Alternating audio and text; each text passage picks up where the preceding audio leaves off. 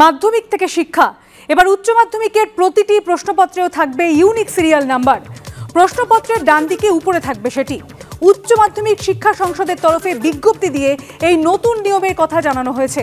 সেখানে বলা হয়েছে প্রত্যেক পরীক্ষার্থীকে প্রশ্নপত্র দেখে উত্তরপত্রেও এই সিরিয়াল নাম্বার লিখতে হবে। সেটা যাতে ছাত্রছাত্রীরা করেন তা নিশ্চিত করতে হবে পরীক্ষা কেন্দ্রে দায়িত্বে থাকা পর্যবেক্ষকদের। সংসদ সূত্রে খবর, কেউ যদি প্রশ্নপত্রের ছবি তুলে বাইরে পাঠানোর চেষ্টা করেন তাহলে ওই সিরিয়াল নাম্বার দেখে নির্দিষ্ট পরীক্ষার্থীকে চিহ্নিত করতে এই নিয়ম চালু করা হচ্ছে।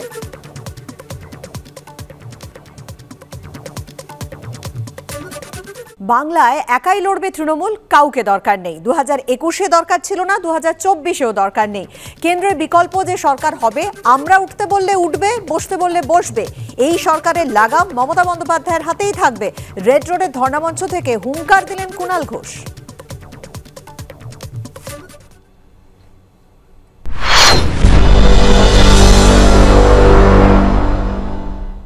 নতুন সরকারের এক মাসের মধ্যে ওই চোর জচ্চর বেঈমান শুভেন্দু অধিকারীকে কোল ধরে এই সিবিআই দিয়ে আমরা জেলের দাও দেখিয়ে ছাড়বো।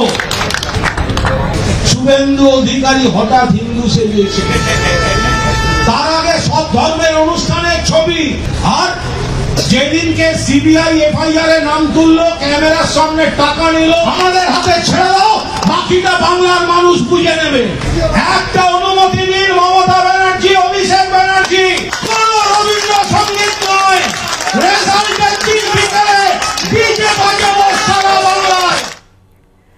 পাল্টা রাজ্য বিজেপির মুখপাত্র শ্রমিক ভট্টাচার্যের বক্তব্য রাখবো আপনাদের সামনে।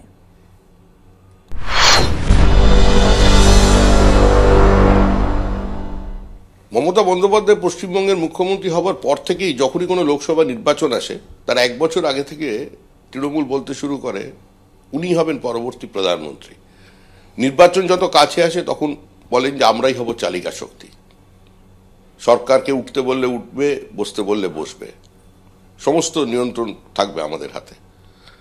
আর তারপরে যখন ভোটটা হয়ে যায় তখন আবার জেগে সেই কেন্দ্র বিরোধিতার রাজনীতি, কিছু মিথ্যা অভিযোগ, মোদি বিরোধিতা, আর ওই বস্তা পচা হিসাব না দিয়ে বঞ্চনার অভিযোগ।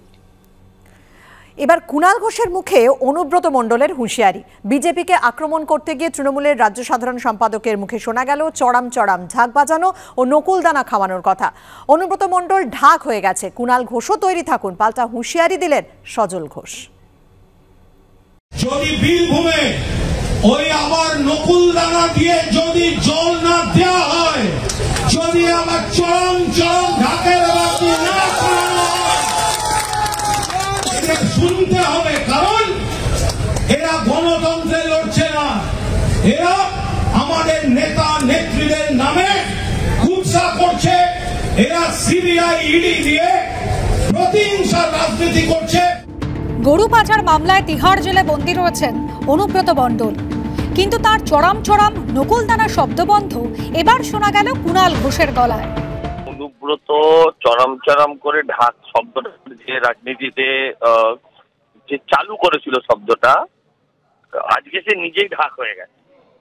কুণাল ঘোষের মতন অর্বাচীনরা যারা আগে কিনা পুলিশের গাড়ি বাজাতো, ও বরঞ্চ পিঠে খানিকটা তেল মেখে নিজেকে এই শীতকালে তৈরি করুন। ঢাকের চামড়া মাঝে মাঝে প্যান করতে হয় তো। রবিবার রেড রোডে তৃণমূলের ধর্ণামঞ্চ থেকে বিজেপিকে আক্রমণ করতে গিয়ে কুণাল ঘোষ সেই সমস্ত শব্দ ব্যবহার করলেন যা একসময় শোনা যেত অনুব্রত মণ্ডলের গলায়, যে কারণে প্রবল সমালোচনার মুখেও পড়তে হয়েছিল তাঁকে। কোন পুজোতে ঢাক বাজে না? সারাদিন আনন্দ করে ভোট দেবে মানুষ, তার জন্যই চরম চরম করে ঢাক বাজে। আমরা 17 তারিখে রাত্রি 9টা থেকে চরম চরম করে ঢাক বাজাবো। নকুলদানার জল প্রচন্ড রোদে আসবে ভোট দিতে, জল দিতে শুধু জল দেওয়া যায় না, নকুলদানা দেবো। এদিন কেন্দ্রীয় এজেন্সিকে রাজনৈতিক স্বার্থে ব্যবহার করার অভিযোগে বিজেপিকে নিশানা করেন কুণাল ঘোষ।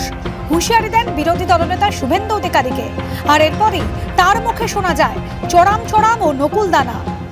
আর নতুন সরকারের এক মাসের মধ্যে ওই চোর জচ্চর বেঈমান শুভেন্দু অধিকারীকে কোল ধরে এই সিবিআই দিয়ে আমরা জেলের দাও দেখিয়ে ছাড়বো। শুভেন্দু অধিকারী হঠাৎ হিন্দু সেজেছে, আর যেদিনকে সিবিআই এফআইআর এ নাম তুললো, ক্যামেরার সামনে টাকা নিল, আমাদের হাতে ছেড়ে দাও, বাকিটা বাংলার মানুষ বুঝে নেবে। একটা অনুমতি দিন মমতা ব্যানার্জি, অভিষেক ব্যানার্জি, কোন রবীন্দ্রসঙ্গীত নয়, রেজাল্টের দিন বিকেলে ডিজে বাজাবো সারা বাংলায়। তৃণমূল কংগ্রেস মাঝ রাস্তায় কারোর হাত ছাড়তে পারে, কিন্তু বিজেপি হাত ছাড়বে কেন? মাঝ নদীতে নৌকো থেকে নামিয়ে যাওয়ার নীতি তো বিজেপির নয়।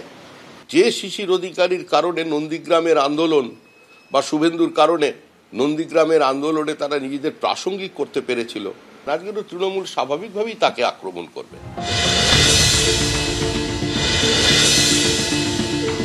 কুণাল ঘোষ যখন জেলে ছিলেন তখন হাজিরা দিতে যাওয়ার সময় প্রত্যেকদিন পুলিশরা চড়াম করে পুলিশের প্রিজন ভ্যান বাজাতো। চড়াম শব্দটা ওনার কানে বেজে আছে। অনুব্রত মণ্ডল থেকে শিখলেন নাকি প্রিজন ভ্যান থেকে শিখলেন আমার নিশ্চিত করে জানা নেই।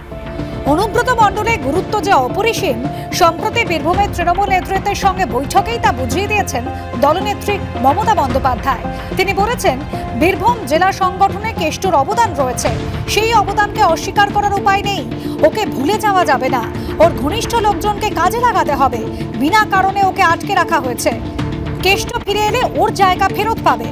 এমনকি দীর্ঘদিন পর বীরভূমে বিভিন্ন জায়গায় অনুব্রত মণ্ডলের ছবি দেওয়া তরুণ ফেস্টুনও দেখা গেছে।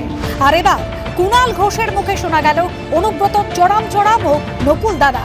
সৌমিত্র রায় ও দীপক ঘোষের রিপোর্ট, এবিপি আনন্দ, কলকাতা।